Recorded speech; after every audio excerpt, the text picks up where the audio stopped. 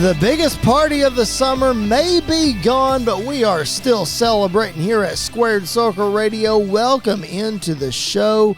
I am your phenomenal host, Mr. Podcasting Chris Belcher. That is the young buck, Mr. Andy York. And Andy, we are experiencing the fallout like nobody's business, man. It is, I think Triple H tweeted out earlier today as we're recording this on a Monday that if you thought SummerSlam was good, Monday Night Raw is shaping up to be big. And, man, some bombs are dropping. Lots of things happening. We ain't stopping this train, man. No, we aren't. And, I think Triple H summed it up perfectly. SummerSlam was a big hit. And so far, as we're recording this, we always say we always have Raw going as we're recording this, and Odyssey Jones just walked out in the middle of down to the ring as we're starting recording, and I had to hide my reaction because I had to hide it from it. But yeah, things are heating up very, very quickly as we're heading into the back half of the year when it comes to wrestling. He just did a double sidewalk slam to both members of AOP. Awesome. Like what is happening right now, man? And Odyssey Jones got drafted like. We haven't 2 years ago. Yeah, and we haven't. Oh man. Okay. Cool. Is he the newest member of the New Day? I mean, it looks like it. Instead of Big E, we got Big O. I bet that's what they're going to start calling them. Oh, they probably shouldn't for more reasons than just that. Anyway, we are glad that you guys are here. Welcome to the show. If this is your first time on the show, thank you for joining us. If you're on the YouTube channel, make sure you're subscribed if you haven't already. Like the video. Let me tell you, lots of viewers tuned in for our live show this past Saturday. It's available in our archives, wherever you find your podcast, and on our YouTube channel. Jared Justice joined us. We took live comments. We gave you all of our immediate thoughts and reactions to SummerSlam. Go back and check that out. It was a whole lot of fun. But tonight, Andy, we're going to talk the fallout of SummerSlam, and I have to start right here, man. So much stuff went down at SummerSlam. It was absolutely insane. Obviously, Roman Reigns came back. We saw a new world heavyweight champion in Gunther. We saw Liv Morgan and Dominic Mysterio coming together. All of these things happening. Logan Paul and LA Knight. Just a wild night. So I have to ask you, Andy, is this the best pay-per-view PLE of the Triple H era?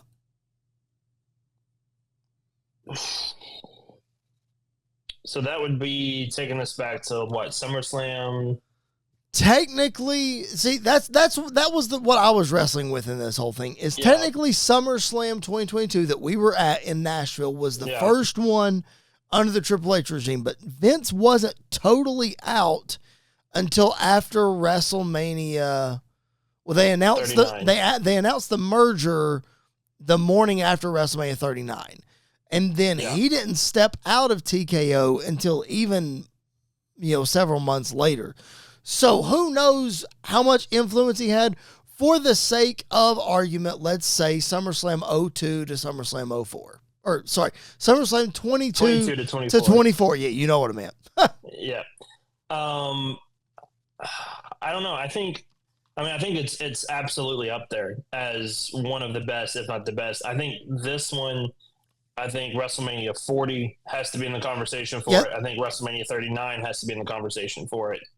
I think storyline wise and progressing things forward, this one's very hard to beat. Mm-hmm. But that WrestleMania 40 is just very special from the beginning of the show to the end of the show, both nights. Just historic matches that we wanted to see.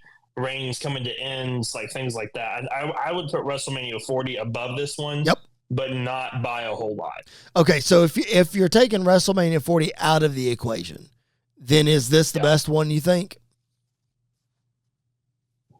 Because probably, I would say so. The two that I came up with that rival this one, obviously, is Backlash that we saw earlier this year.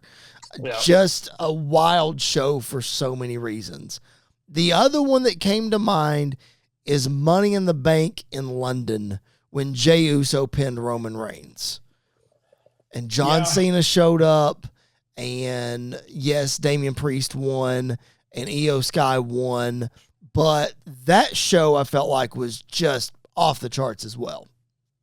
Yeah, I that one came into consideration. I think this one though is so special. Like even Nia Jax beating Bayley, Yep, adds a lot to both people. agreed. I think when it comes to the Money in the Bank one, I honestly think, and it's hard to say this now, kind of looking at it, but there was a low point for LA Knight for a little bit. There was a low point for a couple other guys. It was a high moment for Jey Uso pinning Roman Reigns. Yep, that's the thing that we all remember. John Cena coming out and trying to strong arm for a WrestleMania in London and things like that. They're making some moves. Maybe, I mean, it seems like it. They are. It only took 2 years, but I feel like from bell to bell, from beginning to end, build up included, I think this one is probably at the top. I mean, you had this, you look at this shot right here, Drew McIntyre, CM Punk, Seth Rollins in an incredible feud. Finn Balor turning on Damian Priest. We're going to talk about that in a little bit as well. And, of course, the return of the original tribal chief, the OTC, Roman Reigns. Let's talk about it, man. Roman Reigns is here. He is back. We haven't seen him since WrestleMania 40. He returns at SummerSlam. You've had about 48 hours to process Roman being back. We talked about it on Saturday night, how we never thought that we would have this feeling about Roman Reigns. Are you still as excited as you were 48 hours ago to see what happens with Roman? Because now we know he's advertised for this Friday SmackDown. That first Acknowledge Me is going to be wild. Yeah, I think, honestly, 48 hours removed, I'm more excited now than I was then, because I think, in my mind, Roman was showing up for SummerSlam, and then he wasn't going to be on TV for a while. Like, he was just, Agreed. It was like I'm letting Solo know he's not at the top of the food chain, but I'm not going to show up or anything like that. I went back and rewatched it because we watched it live at your house. Yep. And I couldn't really hear, like, I knew there was a massive pop, but I couldn't really hear how loud the pop actually was. And I went back and watched it and got goosebumps all over again. Just hearing the pop that he got when he came out there. This is, I said it on the post show, and I'm going to say it again. This is where WWE wanted Roman Reigns to be 5, 6, 7 years ago. 9 years ago, really? Really, yeah. And it's taken a lot longer to get there. But I think we appreciate it more because we went through those bad times with Roman, and now it's like we can finally acknowledge him and appreciate him for, the athlete and the wrestler that he really is. We said it on the post show, man. It's like, this is the Roman that we all wanted. He came back. Yep. Nothing has changed about his character at all. Yeah. It took us 9 years to get to this version of Roman Reigns, like you just said, but here we are. So, man, that begs the question. In the main event, it was Solo Sikoa against Cody Rhodes for the undisputed WWE Championship.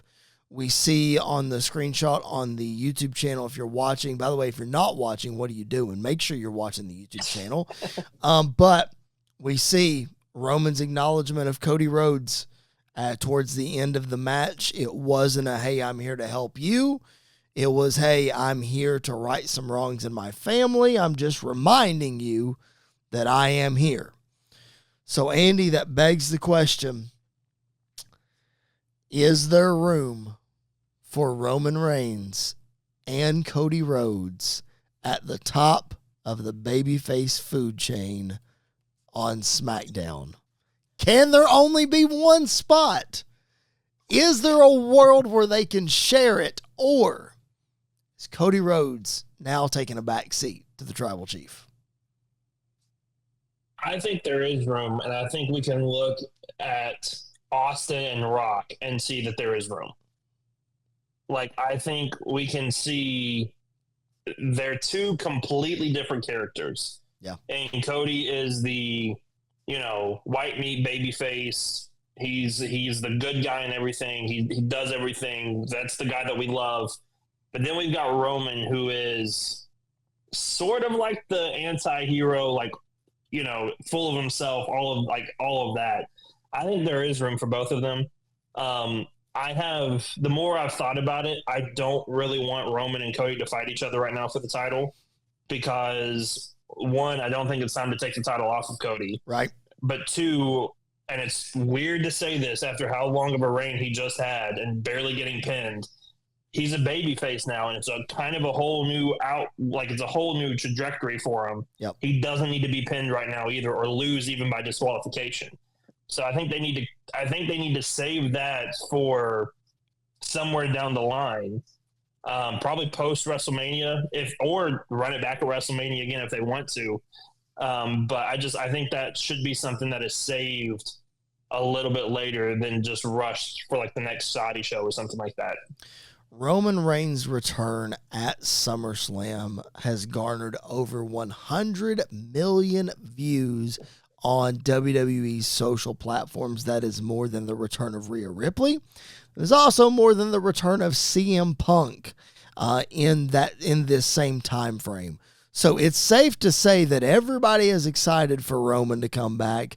Obviously, we are as well. We expressed that on Saturday night. We're sort of diving back into it right now. I got to be honest, man. I'm concerned with Cody's spot. I don't think he'll lose merchandise sales. I still think he's going to be at the building until they shut the lights off at every live event. I don't think that is changing because we know Roman's probably not going to go do live events. We said it the other night. He's not going to be a full-time guy. He might be like semi-full-time a little more frequently now that he's not the champion.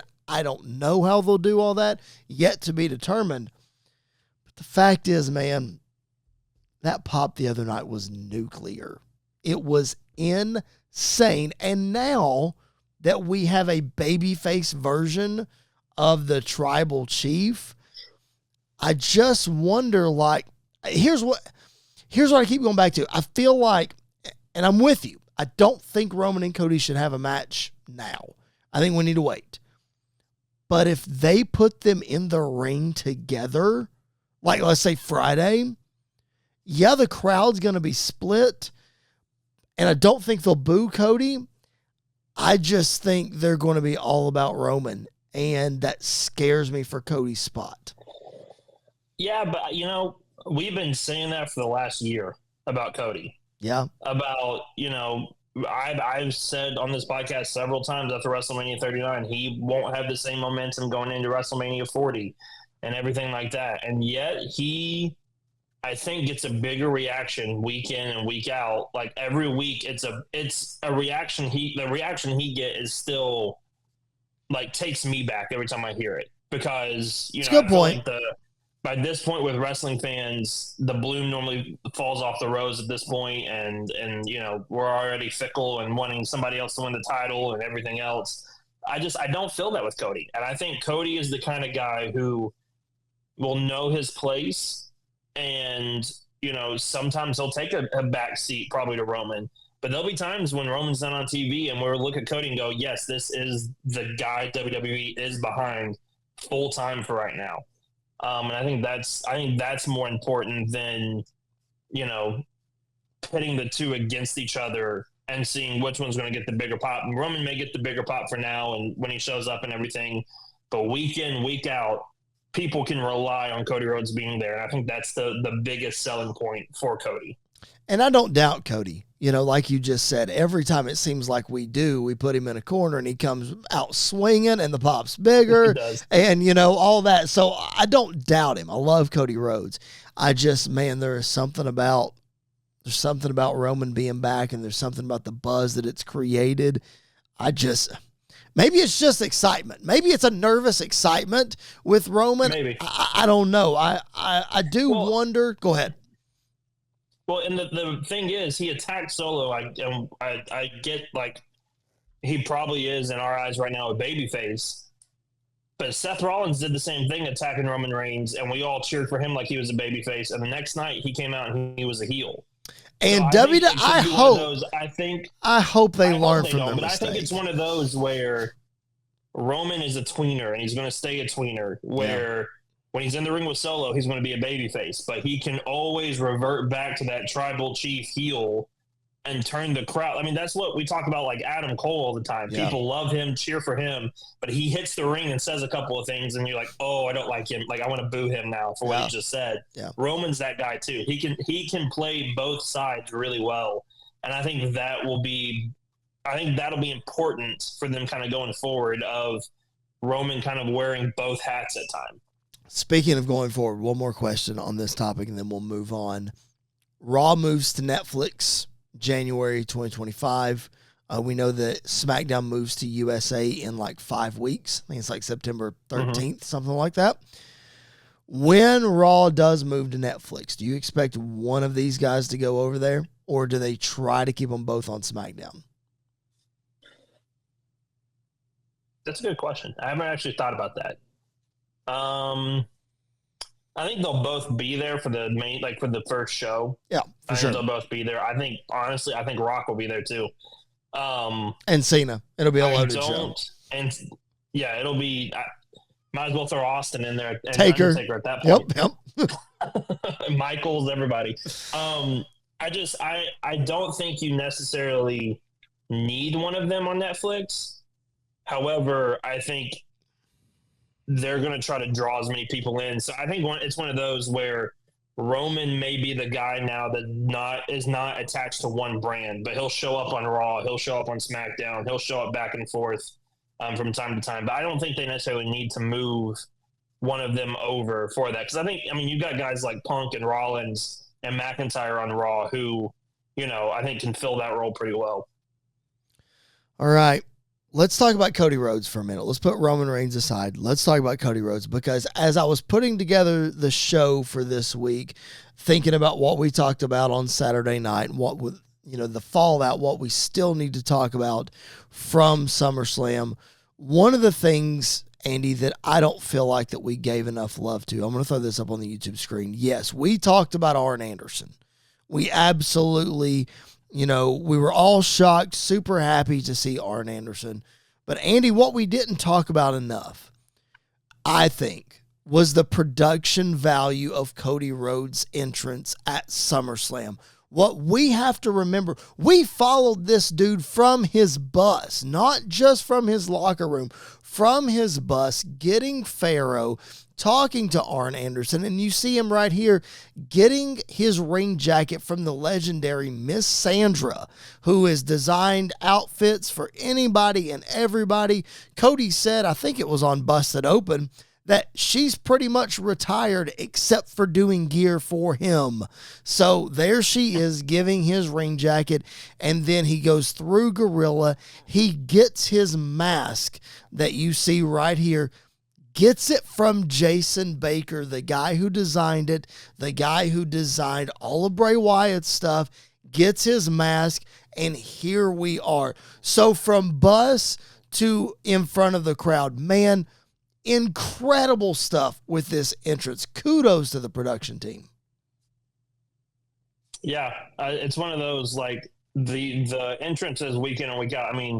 They've made Jey Uso's entrance special every week by following him through the crowd. Yeah, wasn't it last week on Raw that he came out normal? And I was like, wait a minute, what is this? This is not right. He needs to be coming through the crowd.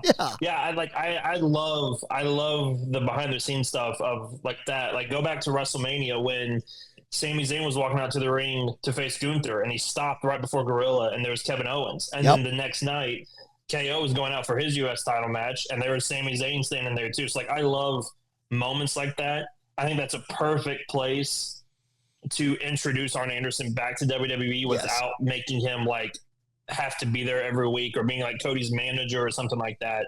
But it's like, oh, Arn's here now, and so the Glock could come out at any time, and we're ready to roll and ready to go fight. Which I love that aspect of it. And then, like you said, the jacket, the mask, just all of it. SummerSlam is the second biggest show of the year, and doing stuff like this adds to that and makes it feel like it. Yeah, I think, go back to our conversation a minute ago, if they do put Cody and Roman in the ring together, can we please get Arn and Paul Heyman together? Because, like, oh, please, like that would be more entertaining for me. Like, the people would eat that up. That would be so cool. Yeah. But yeah, man, I just they didn't have a stage at SummerSlam. That's what they've been doing for these stadium shows. They've just been, coming out of a tunnel or whatever. And Cody's entrance is all about the stage and the pyro, and in most cases the Cody Vader. I think we talked about that Saturday night, how that wasn't going to be a thing. So we didn't get that stuff. But man, I just think with what they've been doing recently, like you talked about with Jey Uso, with Sami Zayn, with Cody, man, this was a perfect place to be able to do this. And I swear, man, I turned to you during this entrance, and then when it was over, and I said, I don't know why, but I just don't have a good feeling about this match, because I thought for some reason, like this was the walk that was going to end the whole thing. Yes, it was Pharaoh's last walk, but it felt, I don't know, it was emotional, man. I don't know why. Yeah. Well, and they did it earlier in the night with Rhea. Like Rhea walking out to the ring, they did the behind the scenes backstage stuff with her walking out too. So it makes everything feel bigger and important, and I dig it when they do it every week. It's so different than anything WWE has ever done production wise, and it still feels so weird when I see it, but like in a way that I just appreciate even more. Yeah, it is shocking for sure. Very jarring when it happens. Like, oh, we're getting this. Oh, this is awesome, kind of thing. So I'm glad that we get it. I really am. All right, let's talk about something that we were concerned with coming out of SummerSlam, and let me show you why on our YouTube channel. Jacob Fatu, as we talked about, injured at SummerSlam, banged his leg, ankle, shin, something up against the side of the table when he splashed Cody Rhodes, so much so that he could not get up. He could not continue to fight Cody Rhodes, and it seemed like a legitimate injury. In fact, you see right here, this was posted on social media, he is in a walking boot after SummerSlam. So 2 ways that we can look at this, Andy. A lot of reports have come out about this situation. So the first way that I want to look at this is, let's say the injury is legitimate. Okay, let's say that Jacob is legit injured. Forget the tag team angle or the tag team titles that they just won 24 hours before this happened. So forget that point. If you're putting on your fantasy booking hat, and Jacob gets hurt in this situation, how does that change what happens with Roman Reigns when he comes out? Because if he's legitimately injured, he can't go. But if he's not legitimately injured, if that doesn't happen, what does that interaction look like?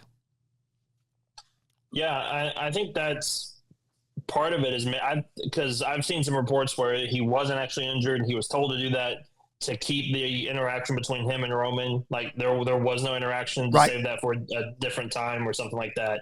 If he actually is injured, the safe bet is doing the Gorillas of Destiny and just do Tama Tonga and Tonga Loa.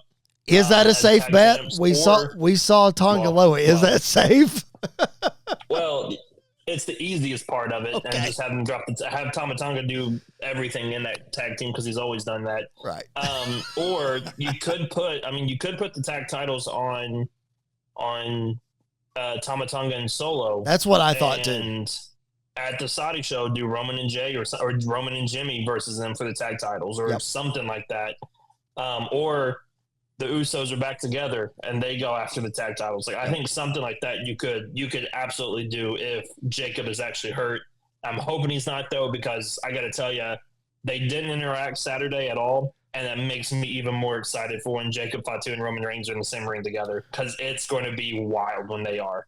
Yeah, it absolutely is. And we've seen WWE do this before, like with Seth Rollins, when we thought that he jacked his knee up ahead of WrestleMania. Was that 39? Yeah.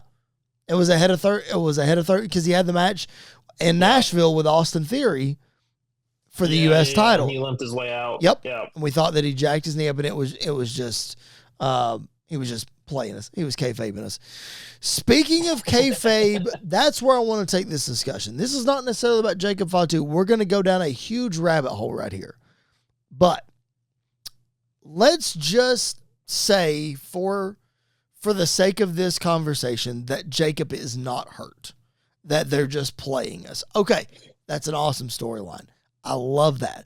Because the minute that Jacob comes out on SmackDown, you can just hear Corey Graves on commentary. He's not hurt at all. He's, whatever, blah, blah, blah, whatever. Awesome. Great. Yep. Thanks to the dirt sheets and the internet wrestling community and the people that call themselves journalists, we are robbed of that because people like to spoil everything. So my point in this discussion, how mad does it make you? Because it makes me mad, and I assume that it aggravates you too. The fact that it seems like we can't be surprised by too much in this business because people like, for instance, we're going to talk about in a minute, Randy Orton coming out on Monday Night Raw tonight and challenging Gunther was all over the dirt sheets today.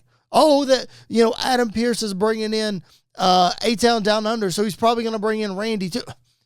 Like, I get that that's your job, and I'm not calling people out for doing their job. What I'm calling people out for is respecting the storytelling and the entertainment value of wrestling. Like, does that make you mad at all like it makes me?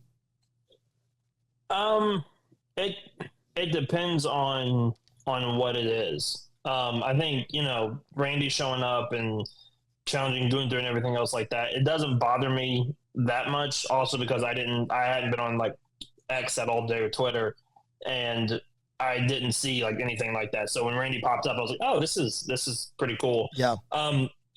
When it comes to an injury thing, I think it's different because, especially when it's somebody like a Jacob Fatu or like a Seth Rollins or whatever the case is, I don't like if they're actually injured. I think that's kind of not important for us to know, but that's like something I would want to know as a wrestling fan of like, is he actually hurt? Because if he is, this really sucks. Like I don't want him to actually be hurt or anything like that.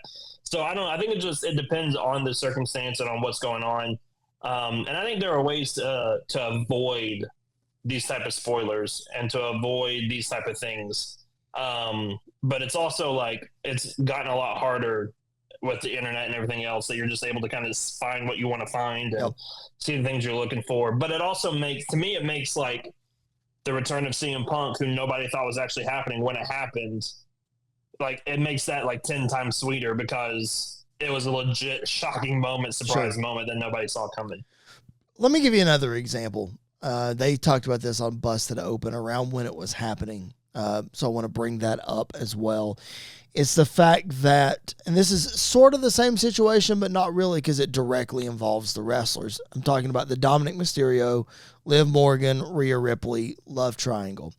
In the middle of this storyline where we don't know, oh, Rhea's gone. What's Rhea going to say about Dom? What's Rhea going to say this? Rhea gets married and pictures get leaked or posted or what have you on the internet. Now, I know that you can't help if somebody leaks them or, what have you, so I don't blame them for that, but that gets put out. At the same time of this storyline where we're trying to question Dom's loyalty, is he with Rhea? Is he with Liv? What's he doing? Dom's posting stuff about his wife on social media. Now, there's a line of wrestlers and being able to do things personally and sharing their personal lives and yada, yada, yada. But when you're in the middle of the hottest storyline on television and it involves, quote, romance, like I know actors and actresses, they're allowed to have their personal life, and I feel like that's different than the world of wrestling, though. All of that to say, it just feels like nothing is kayfabed anymore. Yeah, I don't think anything is. I think the world of kayfabe is kind of done because, I think a lot of people are just as interested in personal lives as they are what they're seeing on TV, and the storylines they're seeing on TV. And so I think in the reality age that we're in, it's harder to blur those lines of what's going on. That's why when a guy like, and I know you're not the biggest fan of him, but when a guy like MJF shows up and like his personal life is blurring the wrestling lines at the same time, it's hard to know what this guy is actually all about. Right. Like where does MJF end and where does the actual person begin? And do they actually is there a difference between the two? Something like that I really appreciate. But when it comes to this storyline, I think it's important for wrestling fans to put aside what's on TV versus what's happening in the real life, and avoiding the real life if you want to stay invested in what you're seeing on TV and putting everything else aside. There's definitely a fine line of it, man. And I know I'm like you. Like, I want to know personal stuff too. Like, I want to know who these people are, and I want to know those kind of things.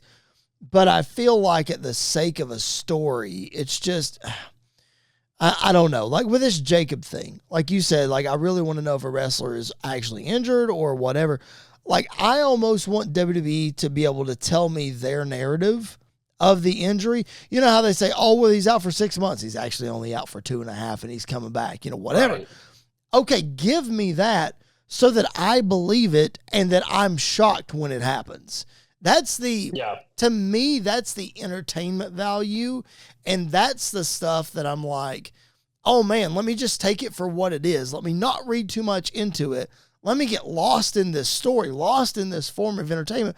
Because man, you get lost in all forms of entertainment, like movies and like TV shows where you see, this might be a bad example, I'm going to throw it out anyway. You see people like Sheldon Cooper on The Big Bang Theory. Or you see somebody like Neil Patrick Harris. What's his character in How I Met Your Mother? What's his name? Barney. Yes, Barney. Okay, thank you. Sorry, I had a brain fart. Yeah. You see guys like that on TV shows, and you're like, you get so close to them as a character, you're like, oh, that's what the real person's like. That's him right there. When in all actuality, it's not. So I just mean like getting lost in those stories, just, I don't know.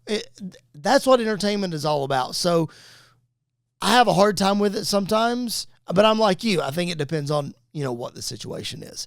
I don't think there's a right or wrong answer to this kayfabe thing, especially in the digital age that we're in now. And, nothing is private anymore, it seems like. So we'll see. It's a discussion to be had, I think. Speaking of discussions to be had, make sure that you join the conversation with us on social media at SQCircle_radios, where you can find us on Twitter, on Facebook, on Instagram. Make sure that you interact with us. Follow us if you haven't already. And if you are checking us out for the very first time, we're available wherever you find your podcast and on our YouTube channel. So make sure you're subscribed. Let's keep the SummerSlam talk going, man. I threw this picture up earlier. Drew McIntyre, CM Punk, and Seth Rollins all in one ring. It was a wild match. I'm going to get to the... let's go to the bracelet angle right now, and then I'll get to the post-match after that. Andy, a lot of people since SummerSlam in the internet wrestling community, and you know how I feel about them, are complaining about the bracelet being a focus and a distraction for CM Punk. And they're not happy about that it distracted him from trying to win the match. What say you? I think the bracelet represents what the story is all about. Bingo. And that is how personal these two guys can get with each other. Bingo. How much under each other's skin they can get. There's the same reason why when Punk started talking about Drew's wife and blew the kiss at her at WrestleMania and everything else, opened the door to all of this. And obviously AJ Lee is not going to be on TV as of right now. And Larry's not on TV right now. So we can't physically see them, but the bracelet is the representation of them. Yep. And it's the manner in which Drew took it from him after bloodying him and beating him up by the garage door. And then we get that shot of him carrying him through and then dumping him and taking the bracelet. It's not the bracelet. It's the symbolism of the bracelet. Yep. And so when Seth picked it up and had it on, in Punk's mind, it was like, oh, you're trying to do this too. Like you want to mess with this version of CM Punk as well. So to me, not only did it make sense, but it was visually very helpful to see that added to the match. Cause I think it added even more to the match. I think it was, not only is it symbolic of what the story represents, it's personal to Punk, it's personal to Drew, like you mentioned, and now, Seth getting roped into it. But I think it also helps viewers that don't watch weekly or, or just stepping in for SummerSlam. We had a lot of those in my house that were just stepping in for SummerSlam. So that bracelet is a physical representation so that they can see, oh, what's on that bracelet? Why is that bracelet so significant? Oh, it's for his wife and his dog. Oh my goodness. I love my dog so much. Oh my goodness. I love my spouse so much. I now sympathize with CM Punk. Bingo. People that don't know the ins and outs of this story are immediately brought in. So I think the internet wrestling community is crazy, man. I was bought into this, and I thought it was a great way to help tell this story. Yeah, and you gotta look at who your source is, and it's probably a certain group of the internet wrestling community that has a lot of grievances against Punk because of what happened in AEW and everything else. And so, if you want to be upset about it, that's fine. Yep. It's just it makes sense storyline wise why they added it, and so I loved it personally. It does. Speaking of grievances, speaking of the past, speaking of everything that has happened in the history of CM Punk, after the match, oh my goodness! If you're watching on our YouTube channel and you don't know who CM Punk is hugging, that is Stephanie McMahon, the billion-dollar princess, daughter of Vince McMahon, and wife of the COO Triple H, who was seemingly part of the reason CM Punk left in the first place. Here they are embracing after this match. We didn't see this until after we stopped recording the other night. Oh my goodness. You talk about earth-shattering, man.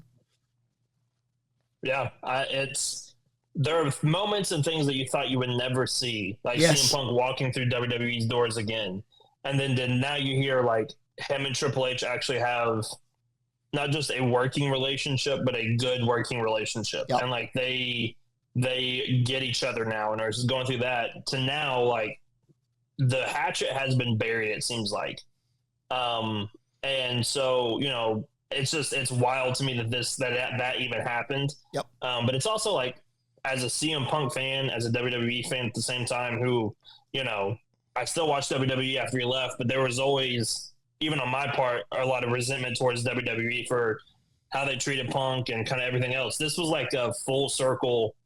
It feels normal again. Yeah. Like it feels like Punk is actually back where he wants to be. Not necessarily where he wants to be, but like, he's there and he's happy there and he's working there and everything's working for now. So like it's really exciting, and I think it's a good sign of things to come for him and for WWE. And you know me, I've always taken the opposite view of exactly what you just said. You've always held resentment towards WWE. Well, I've always held resentment towards CM Punk. I've said it on this very podcast for a long time that trouble follows CM Punk wherever he goes. And he has that track record. Like, nobody can deny that. Mm-hmm. Whether it's his fault or he gaslit somebody or what have you, trouble follows CM Punk. But the fact that he can come back through these doors, that right before he came back through, AJ Styles said, no, he's a cancer. I don't ever want to see him back. And then just shortly after, when they're talking to AJ about it during WrestleMania week, I think it was, he said, he's proven me wrong and I'm happy that he's here. And, whatever. I'm like, if he's good enough for AJ, he's good enough for me. Then you see the stuff with Triple H. Now you see this with Stephanie McMahon. And listen, there's legit beef between Punk and Drew and Punk and Seth. This stuff that they're talking about on TV is not just a made-up storyline. There's legit beef there. But for the fact that they are professional enough, not just they, CM Punk is professional enough to put it aside so the three of them can work together in this very long-term story that they are telling that is nowhere near done. Man, kudos to CM Punk for just manning up and saying, you know what? This is bigger than my personal belief. Let's at least put it aside enough so that we can work together. Yeah, I think you have to give credit to all three guys involved, because, it'd be very easy just to put your head in the sand and be like, nope, not working with them, don't want to work with them, whatever. When Punk showed back up, or like even just like the thought of Punk showing back up, the first thing everybody said was, I can't wait for Punk and Rollins to interact. Yes. Like, I can't wait for those two guys to be face to face because of, you know, the outside stuff that we know about. Yes. And the fact that they're able to put their grievances aside, not even necessarily put their grievances aside, put their grievances into the story. Yep. And the story not like add even more to it, but they're all like, we're going to make a lot of money off of this. So like, let's be us, let's hate each other, but let's put it on TV and let's have a wrestling match afterwards and, you know, not kill each other. And we're all going to walk away a lot happier and a lot richer. And it's worked so far. I mean, the closest thing that I'm sure there are more personal stories that I'm not aware of, but the first thing that I think of is Edge, Matt Hardy, and Lita in 2005, man. Like, you talk about three people that did not want to do a storyline on television, have all voiced that they were extremely uncomfortable with it. Real life scenarios put on television, but they made a lot of money. They agreed to just disagree and get out there and do it, and they did it. And it's one of my, I don't want to say fondest because it was a sad time for them, but it's one of my most enjoyable storylines in the Ruthless Aggression era. Yeah, honestly, this is like if Brett and Sean right after the Montreal Screwjob could get together and do a story. Like this is kind of like that. Like maybe not even necessarily to that level of hatred for each other. Maybe. It's close though. Like it's you can make an argument for it. But to put all that aside and just to do this, one, for the fans, but two, like this is some of the best work that all three guys have done in their WWE careers, and all three guys have done a lot of really great stuff in WWE. We're going to talk about some of it a little bit later. Yep. And it's like they are putting their stuff aside because they want to do this together with the fans and everything else. And it's so far it is working, and I'm very excited for it. What's to come down the line. Yeah, because like I said a few minutes ago, we are far from being done, and I am pumped about that. Let me tell you something else that we're apparently far from being done. At SummerSlam, we saw the World Heavyweight Championship reign of Damian Priest come to an end at the hands, maybe not of Gunther. I would argue that it's more at the hands of Finn Balor, turning his back on Damian Priest finally. And then, as we saw from Monday Night Raw, there was a social media video that got leaked of Dominic, Liv, JD, and Finn Balor arriving together before the show. And then we saw on screen tonight, the new Judgment Day has been formed with those four and Carlito. So, man, this is kind of what we thought would happen, but it's on screen and it's happening, and it's really cool. Yeah, it seems like this has been a long time coming as well, for this turn to finally happen. I thought maybe they would play it out a little bit more of which side is JD on, which side is Carlito on, and then finally put them together. But honestly, I like just kind of having them all thrown together. And Finn's promo tonight, he remembered what Priest did to him last year and is not going to let that slide, not going to let that go. And so it all makes sense storyline-wise, and it makes sense with what's going on with Liv and Rhea at the same time, and Dom as well. So it's just, like I said on the post-show for SummerSlam, when these things interweave, you're able to mix a lot of stuff together. It can get a little convoluted at times. Right now with Judgment Day, it's not, though. It's working to a T.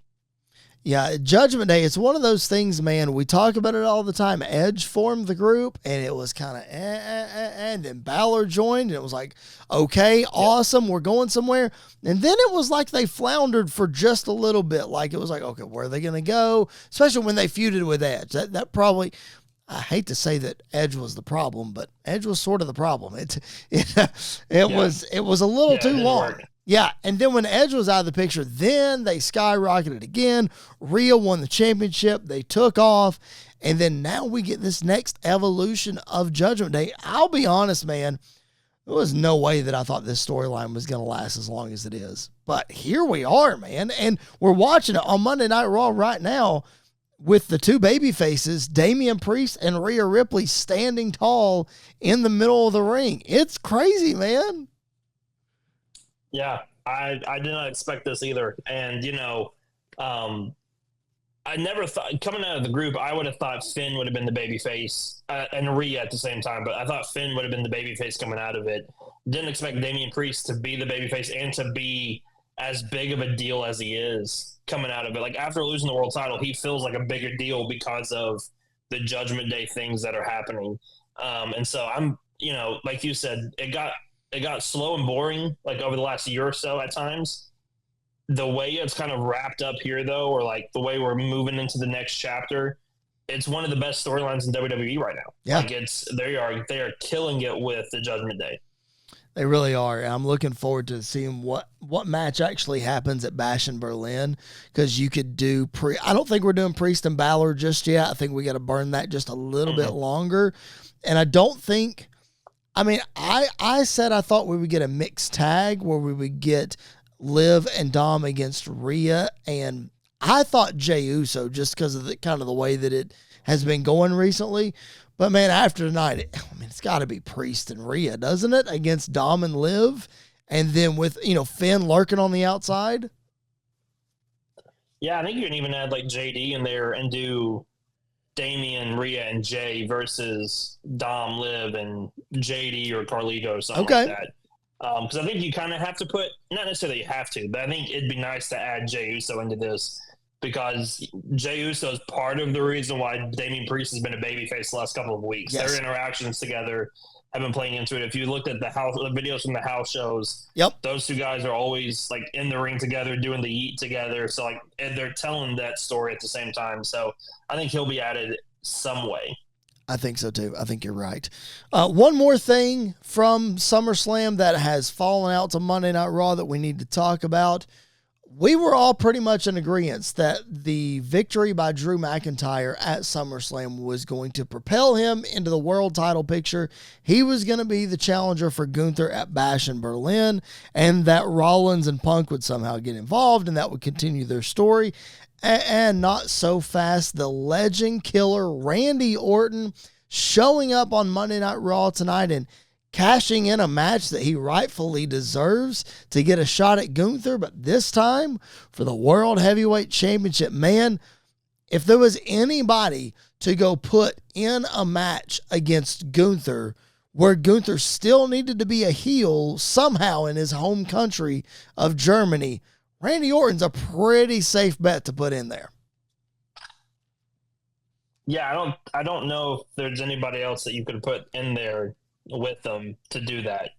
Here the thing about Randy in a world title match is there's never a 0% chance of him losing. So, there's always that in the back of our minds of Gunther's in his hometown, and the old adage in wrestling is if you're in your hometown, you lose. And if you put somebody in there like Randy Orton with them, then it's like doubling your odds of losing at the same time. Yep. So it's going to be interesting, but it's a feud that they didn't mention because of the way that it finished at King of the Ring. Like, they didn't really bring that up a lot, but now they're able to tap back into that and bring it full circle. So it's not just out of the blue, but it all adds up and makes sense. So I'm very excited for it. Yeah, Triple H acknowledged it in the press conference, and then Randy Orton mentioned it in his promo tonight that Triple H acknowledged it. And there was mutual respect between Orton and Gunther. I'm interested to see, because that's sort of the way that Gunther and Priest started out for like a week or so, the mutual respect there. So I'm interested to see how this develops, over the next couple of weeks. I'm sure Gunther will take the heel route. Randy will be the baby face. Randy technically on SmackDown, so we'll have to see how many appearances he actually makes ahead of this match. We've still got, 4 weeks or so? 3, maybe? I think so, something like that. Something like that. So it'll be interesting. Like you said, Randy Orton, never a 0% chance. All right, if you guys are just now joining us for the first time, number one, we appreciate it so much, no matter what platform that you are on. Please make sure that you subscribe. If you're listening on audio, we're available on Spotify, Apple, Google, all the things. Just make sure you follow the show, subscribe to whatever platform it is that you've chosen. We appreciate it. That way, a new episode gets uploaded, it goes right to your device. If you're on our YouTube channel, which we are doing some really great numbers right now, we are so thankful for all of you who have checked out our shows. Again, we say this all the time. This might not sound like a whole lot to all of you listening, but it means so much to us. We have more subscribers on our channel than we do videos. Again, doesn't sound like a whole lot, but man, for us that's been grinding for a while, like that is so cool. Like we are so excited. Thank you guys so much. If you're new to the YouTube channel, like the video, subscribe if you haven't already, because of all of those viewers that we have gotten recently, there's been a bunch, we still have more viewers than we do subscribers. So a lot of you still haven't subscribed. Hit that subscribe button and the notifications bell. We would appreciate it so very much. All right, Andy, we did not get a chance to talk about this last week. News broke last Wednesday, which, again, our podcast dropped on Tuesdays, and we didn't want to talk about it on Saturday night. We wanted to devote that whole thing to SummerSlam. News dropped on Wednesday. This photo got leaked out, and it seemed like the world turned upside down when that happened. If you're looking at this on our YouTube channel, we're showing you a private room at an airport. That is AEW owner, controlling whatever, I don't know what his official title is, Tony Khan, and across the table is Shane McMahon. Yes, the Shane McMahon, not an imposter. His hair might be a little bit shorter, not an imposter. Andy, when you saw this picture, what was the first thing that went through your mind? Well, I knew that there were rumors about them potentially like meeting or wanting to meet at some point, and I thought it would never happen in a million years because it's one of those things that you just don't think would ever happen. I don't know how to feel about it. Like I don't think it's good for either side. Okay. I really don't. I think Shane is probably, and this is all speculation, there's no report behind this. This is all just pure speculation on McMahon attitudes because we know how they are. I feel like Shane is probably a little upset because he's not where Triple H is, or is not like in that role behind the scenes, creative or like on the board or anything like that. And so I feel like this might have been like a little shot from him of being like, I can just always go over here. Like I could always just become competition for you. But on the other side, like the one time he got to have creative control was one of the worst Royal Rumbles of all time in 2022. And so I don't think it's a good mesh together of what Shane's vision of professional wrestling is and what Tony Khan's vision for what AEW has been from the beginning. I don't think they mix very well. And so my gut instinct was I kind of hope this doesn't happen because I don't think it ends well for either side.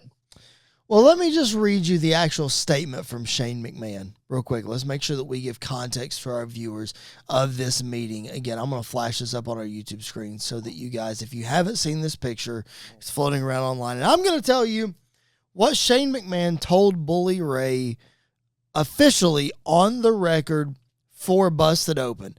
At the time that he gave this statement, he hadn't spoken to any other media outlet. And I don't know that he has since then either, but these are the official comments from Shane McMahon.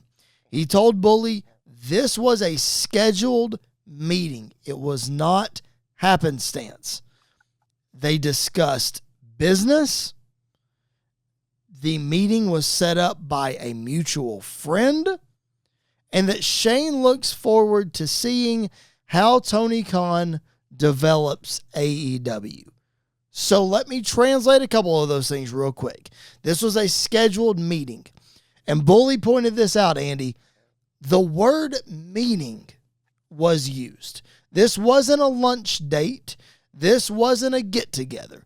This was a meeting. So a meeting implies they discussed business. Well, Andy, what business do these two have in common? Wrestling. And they both have successful fathers, so they could be talking shop about that too. But notably, it's wrestling. The meeting was set up by a mutual friend. I'm going to go out on a limb and say that was Adam Copeland, a.k.a. Edge, because Edge and Shane McMahon are very close. A lot of people don't know that. Shane looking forward to see how Tony Khan develops AEW. Does that mean on screen? Does that mean business relationships? We know that there's a lot up in the air with Warner Brothers Discovery right now, and how that kind of shakes out, I don't know. But in all of that, reading that statement and trying to unpack all of it, whether it works or not, whether this moves forward or not, the fact that a McMahon family member met with active competition and is in talks about working together is just insane to me. Yeah. It's not on my bingo card for this year, but then again, a lot that's happened over the last couple of years was not on my bingo card. So it surprises me, but it doesn't surprise me at the same time, because the wrestling world has just been so chaotic behind the scenes, on screen, the last couple of years. Yep. And apparently it's not slowing down or stopping anytime soon. Yeah, it's wild, man. It's just 2024, just hold on tight. It's a huge roller coaster. Who knows what's going to happen? Another half of the year to go. It's just August. We have War Games. We're building to John Cena's retirement tour. Who knows what's going to happen with AEW and their streaming. We have their big shows coming up. I mean, Roman Reigns is back. It's so wild. So make sure you're locked in wherever you find your podcast. Make sure you're locked into our YouTube channel. We're going to do our best to keep you up to date on everything in the pro wrestling world. Let me tell you where else you need to be locked in, and that is Sports Wire Radio, our partners over there. We appreciate them so much. They play our shows all the time. They don't have to do that, but they love our show, and they do it anyway. We appreciate that so much. Shout out to Tom. Shout out to the crew over there. They do a great job of keeping you up to date on not only the wrestling world, but the sports world. They are streaming 24/7. Make sure that you check them out. Make sure that you let them know that we sent you, and make sure that you just give them some love. They would appreciate it very much. All right, Andy, you were not with us last week on the podcast. My dad, Billy Belcher, stepped in a co-hosting role. Did a fantastic job, if I must say so myself. So much so that we clipped off this segment that we did on last week's show, and it has become our most watched clip on our YouTube channel, aside from one full-length episode and 2 shorts that we have put out. Other than that, this video is the most watched. What am I talking about? The Mount Rushmore of Heel Turns. We like it so much, we're going to bring it back for part 2 this week. So what I'm going to do is I want to give all of you new viewers some context. If you haven't seen that video, number one, go back and check it out. It's a whole lot of fun. It's on a bunch of playlists on our YouTube channel. Very easy to find. In fact, Andy, let me say this. I texted you this and I couldn't believe it. I kid you not, I Googled the term Mount Rushmore of wrestling heel turns. Google. You know what came up? The very first thing that came up was Squared Circle Radio and our video. Just blew my mind. That's insane. It's still there too, by the way. I just looked it up. Good. It's still the number 1 search. That is wild to me. And we can't do that without you people viewing it. It's all because your dad was on there. That's true. Shout out to Pops. He's our Charlotte Flair. He's our Flair in the bank. He is our Flair in the bank. When we need views, we just cash it in. That's it. He's our Flair in the bank. I love it. So what I'm going to do right now is, number one, go back and watch that video. Number two, I'm going to recap the heel turns that we talked about first, so that our new viewers don't think, oh, they're talking about heel turns and they're not talking about this one. Or how are you missing that one? Well, we may have already talked about it last week. So let me run through which ones we talked about. Then we got a lot of comments on that video. I'm going to run through some of those suggestions because I told our viewers and our listeners that I would, because they were gracious enough to comment. So I'm going to run through some of those as well. Then Andy and I are going to bounce a few back and forth. And at the end of this segment, Andy and I are going to pick who we think belongs on the Mount Rushmore of heel turns. Guarantee you, Andy and I are going to have, I don't want to say 4 completely different ones, but there will be a difference in our spots for sure. So let me run through these. Of course, you can't talk about the Mount Rushmore of heel turns without talking about Hulk Hogan trading in the red and yellow for black and white and leading the NWO. That happened at Bash at the Beach 1996. Throw it back to 1992, the barber shop window, Shawn Michaels launching Marty Jannetty through that, something that wrestling fans just hadn't seen anything like that up to that point, but we talked about that. We also talked about Seth Rollins being the plan B and turning his back on his Shield brothers. Andy, this was in 2014, right? Do I have 14. That? 14? Yeah. 2014, yeah. The chair shot heard around the world. We saw it come back up even at WrestleMania this year. So a massive heel turn. A heel turn that we talked about that maybe doesn't get enough love is Eddie Guerrero turning on Rey Mysterio in 2005. And if that wasn't enough for poor Rey, Dominic turned on him as well. His own son, well, Eddie Guerrero would argue that, but Dominic Mysterio also turning on Rey Mysterio, a very underrated one, if you ask me. We also talked about the Macho Man Randy Savage breaking up the Mega Powers, turning on Hulk Hogan ahead of WrestleMania 5.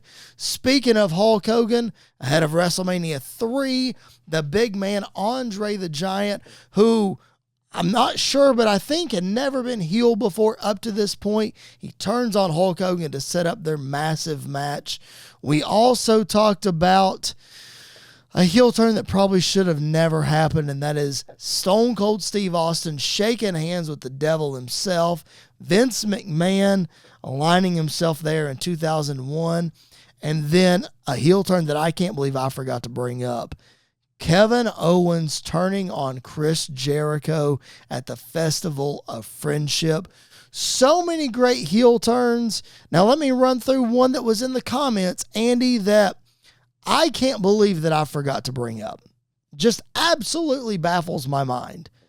And that is the infamous double turn at WrestleMania 13, where Stone Cold Steve Austin entered that match as a heel, but Bret the Hitman Hart finished it as a heel, and it sparked his run as a babyface in Canada, but a heel everywhere else. It was incredible the way that they were able to do that at WrestleMania 13. I can't believe I forgot to mention that one, but one of our listeners brought that up. An incredible heel turn. You weren't on the show last week. I'm going to throw to you. What kind of heel turn can you bring up today? Well, there's another one I can't believe you guys forgot, but I'll forgive you. And also my list, just so I preface this with every wrestling list at Mount Rushmore we do, is I am the younger one, so a lot of modern things are going to be on my list that's just what I've resonated with and seen. But this was like one of the first ones that I remember of like, it's still like laughs with me. They just redid it in a way as Mark Henry turning on John Cena and the fake retirement. Like that is an iconic moment that not only do we remember the heel turn, but then it was like, it led to Mark Henry's best run of his career with the Hall of Pain like era and everything else. It was done so well against a perfect guy like John Cena. The only thing I would say goes against it is he didn't beat Cena for the title. He should have. But other than that, like it was done to perfection. Yeah, that was one of the heel turns that was left in our comments that we didn't bring up. So I had that graphic ready. I was going to bring it up if you did. I anticipated you would bring that one up. But I had that graphic ready to go. Yeah, I can't believe we forgot that one either. Just a fantastic heel turn. AJ Styles recreating that pretty recently and just done in a masterful way. I wasn't a huge fan of Mark Henry, and I don't want to say I wasn't a huge fan of that run because it was the best run of his career. You said it. Everybody knows that. It just, I don't know. I'm not the biggest Mark Henry fan, but it's fine. He's fine. It's good. Let me tell you another one, another old school one that I can't believe that we didn't bring up. Heading into WrestleMania 7, Sergeant Slaughter, the G.I. Joe, the American soldier, becomes an Iraqi sympathizer. I cannot believe we didn't bring this up because it literally, he had to have so much security when he went to all these buildings. They had to arguably move WrestleMania 7 from an outdoor venue to an indoor venue because they were scared that somebody was going to attack Sergeant Slaughter. You talk about heel turns. It don't get more real than that. No, it does not. Let me ask you this one, because you remember these better than I do. Yes. Was that worse than Jim Duggan turning to Canada? Yes. Yes, it was. When he turned heel, that one to me is funny. Like the Sergeant Slaughter one is in our modern day does not look the best. No. And like the whole gimmick does not look great at all. No. But for that time period, it was like when kayfabe was still like alive and well. Like it got hairy for a while for him. That happened in 1991. So I think it was, history buffs can correct me. I think it was Desert Storm. I don't remember for sure, but that was like the edgiest thing that the WWF had ever done at that point, especially wrapping up the real world into this and just wild. Just wild. All right, give me another heel turn that resonated with you. Yeah, so I think the story going into this one and the night that it actually happened has a lot of impact. Everything that happened afterwards was not great, but just the moment that it happened.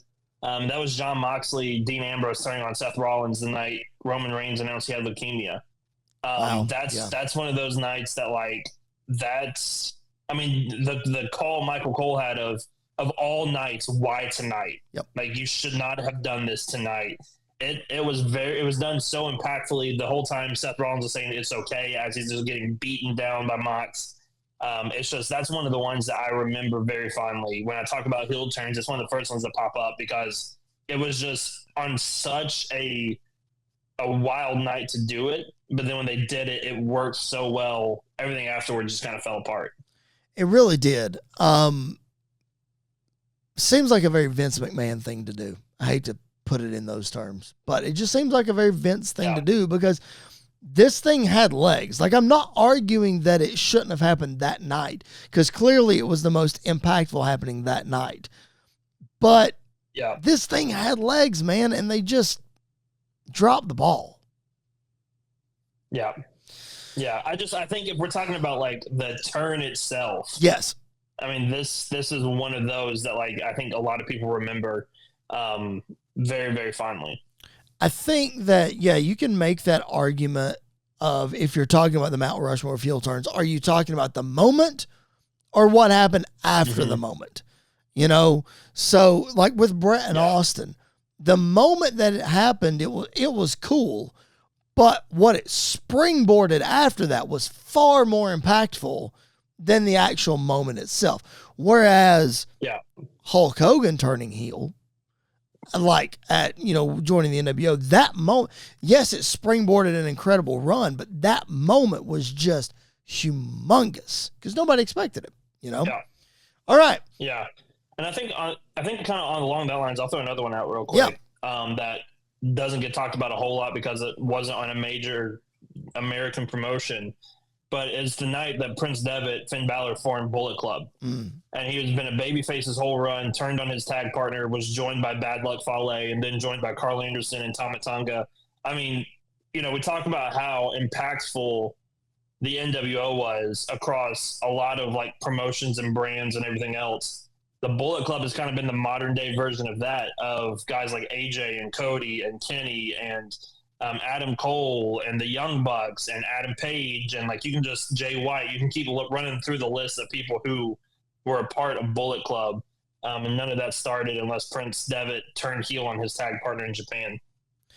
Yeah, I mean, it certainly NWO inspired, you would say, but like the Bullet Club, like you said, it's transcended the modern era of wrestling. It's touched so many lives and done all the things and really set up a bunch of guys to be successful for their whole career. Yeah.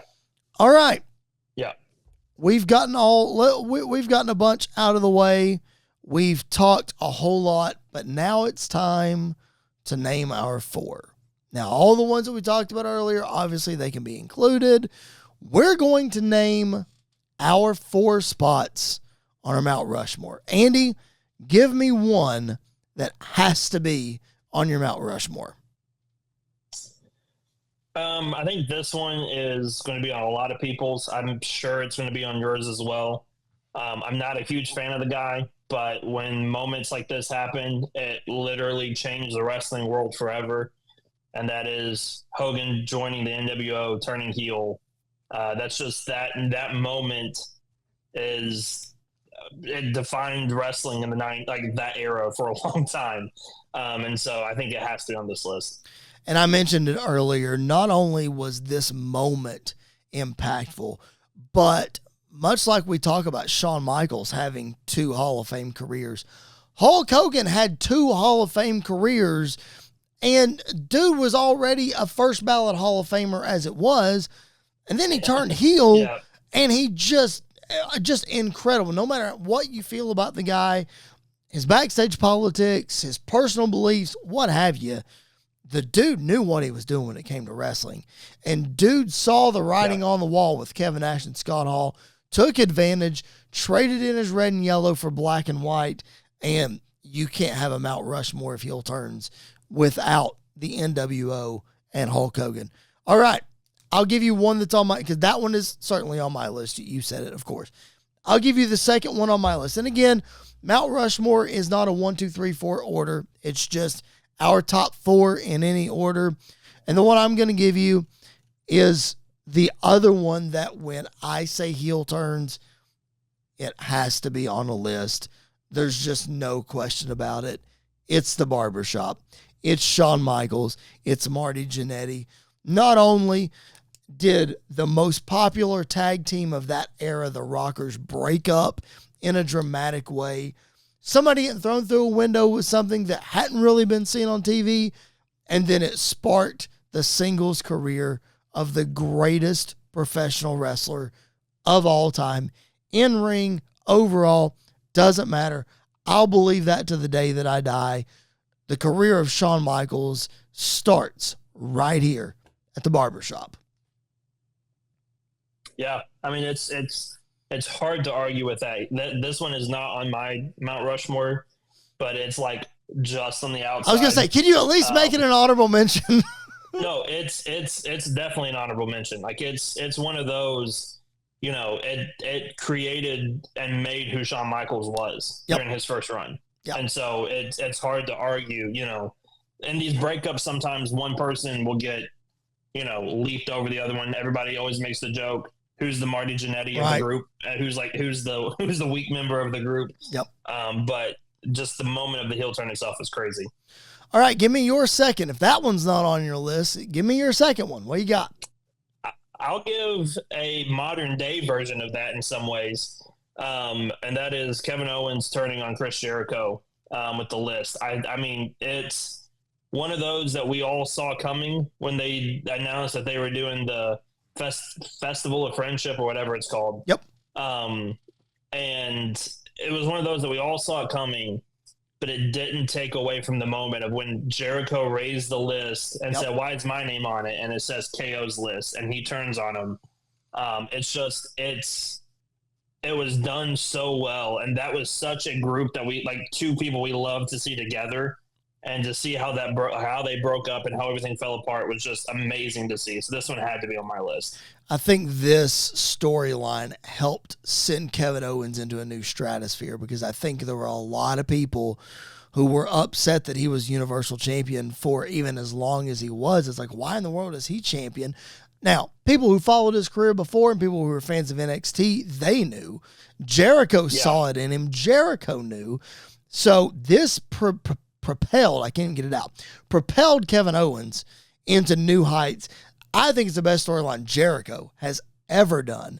I mean, you see people, they quote Y2J and they do whatever, Learning Tree or whatever he's doing now. But when you make the list, like, everybody knows that. And it's so cool. But for me, it's an honorable mention just because, yes, it propelled Owens. Yes, it was the best work Jericho ever did. But I don't think it took them anywhere after that, if that makes sense. Because of one person. That's right. And this is for Levi, who listens to our show. This is for one person, and that's Goldberg. This is the era of me starting to really hate Goldberg, was because of what happened right after this heel turn. But if we're talking about the turn itself, I mean, this one's hard not to at least be in the honorable mention area. It's like, to me, it's like the Rockers turning. Absolutely. No. So I don't even blame Goldberg. It was Vince's call, which is sad because if you listen to the podcast last week when Dad and I were talking about this, I said it, that Triple H did not want this angle to happen. Like, Vince wasn't at TV that week. Triple H didn't want it to happen. Jericho had already gotten it approved through Vince, so Jericho had to call Vince to get it made right so that this angle could happen. And then the blow-off was supposed to be Jericho beats Owens for the Universal title at WrestleMania. And then Vince woke up one day and said, nah, Goldberg's going to win it. Goldberg and Brock for the title. Okay. Whatever. Yeah. All right. I'll give you my third. And I'm going to go modern as well. This one might be on your list and it might not. The moment itself was quite impactful, but it's what happened afterwards that makes this heel turn on my list. And that is Roman Reigns aligning himself with the wise man, Paul Heyman. Now, the reason that this moment itself is not as impactful is because it was during the pandemic. It happened backstage. It was a contract signing, whatever. But we talked about it early in the show, how big of a babyface, how big of a heel, how big of a character Roman Reigns is now. And it does not happen unless he aligns himself with Paul Heyman. It belongs on my Mount Rushmore for that reason. Yeah, it's another one. It's on the outside for me. It's on the honorable mention, but it was in heavy, like it came close to being on my list. Okay. And I really I think the pairing is great. Obviously what it's done for Roman Reigns. It's his first big heel turn, like all of that. I think it was done so well. The pandemic era kind of, to me, Roman Reigns doesn't start until the crowd's there, really. And when the crowd's reacting. And so that's the hardest part for me, is that pandemic era, which is not anybody's fault. Like, there's nothing nobody could do about it. But yeah, it's hard to deny that moment of Roman sitting there and they just pan over and there's Paul Heyman and it's like, oh, we're actually putting these guys together. Yep. Like that was really cool. All right. So what's your third? If that one's not on your list, what do you got? I'll stick with the group though. I mean, Seth turning on the Shield was such a big moment because nobody saw it coming. Yep. I thought we had a lot more time with the group. I thought the Shield had a lot more time to go. And if anybody was going to turn, it was going to be Dean Ambrose. Like, Dean Ambrose was going to be the heel coming out of the group. Roman and Seth were going to be the baby faces. And when Seth hit Roman for the first time, I mean, you can hear like the crowd literally yell no when he does it. It's such an impactful moment. This night, like, the Shield obviously is one of the best. I think it's the best trios group of all time. However, this moment solidified all three guys as main event level guys. Yeah, it did. It just falls outside of my top four. It is probably my number 5. If there was one that I wrestled with the most of going back and forth, it's this one because of what it did for all three guys. Sent them all to main event status, as you talked about. I think if the Shield, and maybe it's a byproduct of I wasn't watching regularly at the time, But I feel like if the Shield would have had more time, like you talked about, this could have projected into my top 4. Obviously, I can't change that, but I think that would have helped solidify this a little bit more for me. But it's an incredible moment. Again, it just falls outside my top 4. Let me tell you what my number 4 is, and you can call me a homer if you want to. But 2002, the reformation of DX, that did not happen, and it led to the second run of the Heartbreak Kid Shawn Michaels when he got pedigreed in the middle of the ring by Triple H. Not only did it lead to Shawn Michaels in his second Hall of Fame career, but it led to the reign of terror of Triple H, basically being world champion from 2002 to 2005. This is the moment that set the whole thing up. Yes, Triple H was a heel before, but turning on his best friend, I was watching it live. It was heartbreaking. Well, led to arguably one of the greatest SummerSlam matches of all time, too. The greatest SummerSlam match of all time. I'll go to the bank with that one. It's crazy. It's not on my honorable mention list, but it's a pivotal moment. I'll give my honorable mention, and then I'll give my fourth one. Okay. My last honorable mention is one that it works so well, and it's not one that I don't think is talked about a lot, and that is Batista turning heel on Rey Mysterio. Okay. I think that's one of the moments of Batista just looking at him with the microphone and says, "I'm going to hurt you now," and just absolutely obliterates Rey Mysterio. I think it's one of those that needs a little bit more love. But my fourth spot, I said it earlier, and I'm going to say it again, Mark Henry going heel on John Cena, I think has to go up on the Mount Rushmores of heel turns, just because of how realistic the promo was, how realistic, the retirement speech was, everything. And then all of a sudden he goes to hug Cena and just world's strongest slams him and just beats him down. And it's a moment that just lives forever. So this has to be on my list. I mean, I don't think it's not in my honorable mentions, but I think that's because I'm so down on Mark Henry. But again, it's the moment. It's a fantastic moment. Mm-hmm. They had him hook, line, and sinker. And I mean, again, this list is speculative anyway. It's your opinion. I can't tell you you're wrong. And I mean, it's an incredible list. Again, you can't argue with that. We hope you guys have enjoyed part 2 of the Mount Rushmore of heel turns. Again, if you missed part 1, go back in our archives on our YouTube channel. It's on our Kicking It Old School playlist. You can check it out there. It's also on our Squared Circle Radio Clips playlist. Go find it there. See what we talked about last week with my dad, and then wrap it up with this one. We hope you've enjoyed it. We hope you've enjoyed this show. We know we've gone a little bit long, but SummerSlam was so impactful. We had to talk about the fallout. We had to talk about the heel turns.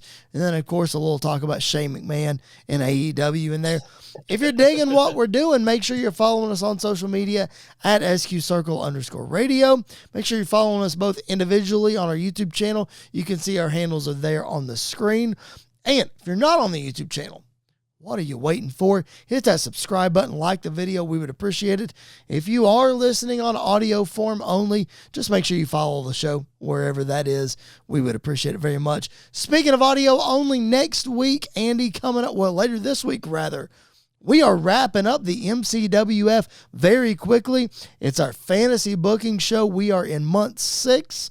We have 2 more TVs and the final pay-per-view to go. It's available on this very feed. Andy, season 3 is coming to an end. I can't believe it. I can't either. It seems like we just started it, and it's already wrapped up and coming to an end. But I think everybody is going to there's something for everybody from both shows going into month 6 and going into the final show. So just join the ride. come along with us. It's going to be a lot of fun. Yeah, if you've not listened to it, it's unlike anything that we do on this show. Completely different. We're calling moves, we're calling spots, we're doing promos and telling stories with the current day roster. So it's a whole lot of fun. Just make sure you check it out. Our buddy Tyler Peters does a great job moderating and keeping the show on the tracks. So just make sure you check that out. That comes out. That'll come out on Friday this week. So make sure that you check that out. Andy, anything to add, man, before we sign off? Fun episode, man. Yeah, a lot of fun. I love talking about Mount Rushmores and doing lists and things like that. So it's always a blast when we get to do that. And, we talked about it, SummerSlam being one of the biggest shows of the year, maybe the biggest under Triple H. And seeing where things go from here is going to be a lot of fun. It is going to be a lot of fun. We did not mention the Wyatt 6 wrestling on Raw tonight. That's because the wrestling right now, and we're running out of time. Guess what? We're going to talk about it next week. Make sure you're subscribed on the way out. We would appreciate it. That's Andy York. My name is Chris Belcher. This has been Squared Circle Radio. We will catch you guys down the road.